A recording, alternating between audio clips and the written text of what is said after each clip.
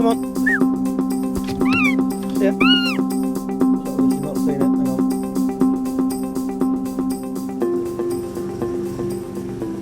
Roy is on a beautiful Scottish estate, primarily to fly his golden eagles on blue hares. But the Angus Glens also offer great sport for his goshawks during the day and at night.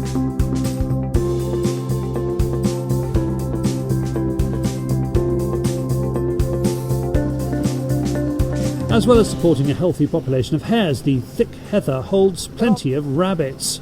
They are a superb quarry for the so-called cook's bird, with its fast action responses made all the better, with steady work by the dogs, flushing and pointing. What we're up to this afternoon is we're going to go, and we've got 3 dogs with us, and we're just going to work the dogs through the heather here. We know there's quite a few rabbits here.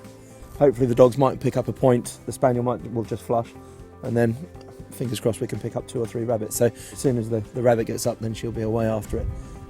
If she misses it, then we'll get a recall, and then hopefully we should connect with a few. If you look at her tail, it looks a little bit odd. It's not a bicoloured hawk, unfortunately. In her early days, she wasn't the most careful hawk with her tail, and she broke a lot of her tail feathers. So we've had to borrow some tail feathers from some of my old girls and imp those in. I didn't have any white ones, so she does look a little bit peculiar. But what we do is, if they do break a feather, it's incredibly important that we replace it or repair it. And so we'll use carbon fibre rods, shave those down to the shape of the feather, and then epoxy the feathers back in. With the dogs and the Argo covering plenty of ground, we get our first rabbit of the evening, following a fine point by the Vizsla. Get on then. Get on. Get on. There it goes. Oh, and another one. Good girl. Good girl. Good girl. That was absolutely spot on. So the dog was on point. Lovely little point.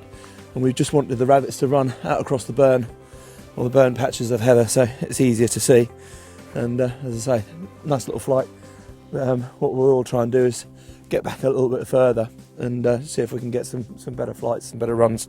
But yeah, I mean, for bringing the dogs on and for young goshawks, it's brilliant sport. Rabbits are not overly challenging for goshawks. They do them very well, but they're such an underestimated quarry. They're just brilliant fun. There we go. Whoa! Whoa! Keep going!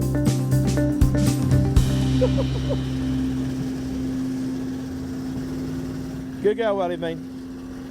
Steady. The second rabbit of the evening comes from another point. Steady. Steady. Steady. Boog, steady. Get in then. Get in then. Get it on. Get it on. Where's it gone? Where's it? Where's it? There we go.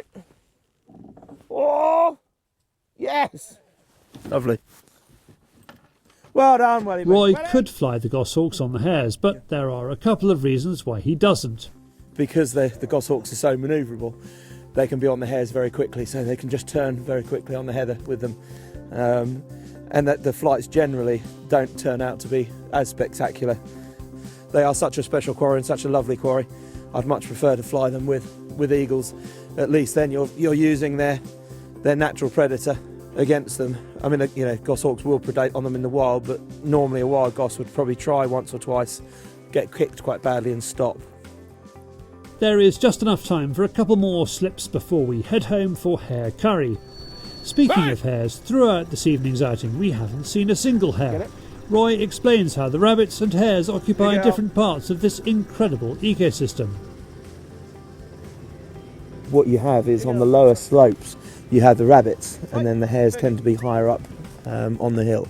Although in bad weather and at night the hares will come down and feed on the grasses and come down to the rivers and the streams, you know, and feed on the lusher vegetation. And then before first light or at first light, they all head back up into the thicker heather. And again, it's so dependent on weather and so dependent on the wind depending on what gets thrown at them. If you've got harsh weather conditions, and if you have the snow coming in, the hares generally tend to come further down the hills, whereas if it's a fantastic couple of days like we've got today, then they tend to move back up to the tops, so you won't find as many down on the lower slopes. Roy may be hunting rabbits, but it's bags of 3s and 4s. He is worried that a lot of places are risking wiping out their populations, hitting them when they are down. A lot of my friends who fly birds and shoot all across the country are saying that the rabbits are definitely in decline as a result of viral hemorrhagic disease.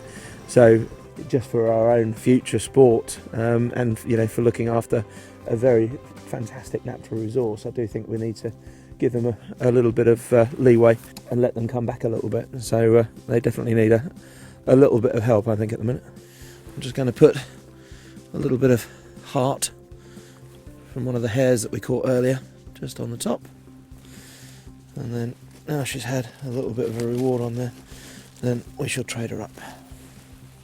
It has been a lovely few hours to round off the day. In a few weeks we will bring you what we hope will be our best Golden Eagle on Blue Hares film yet. In the meantime, who's this? I don't know why you're wasting your time here. We've got far more important things to do. Podcasts are waiting. As long as you're providing the wine. David's not invited though. Okay, see you later, mate. Yeah. Ciao.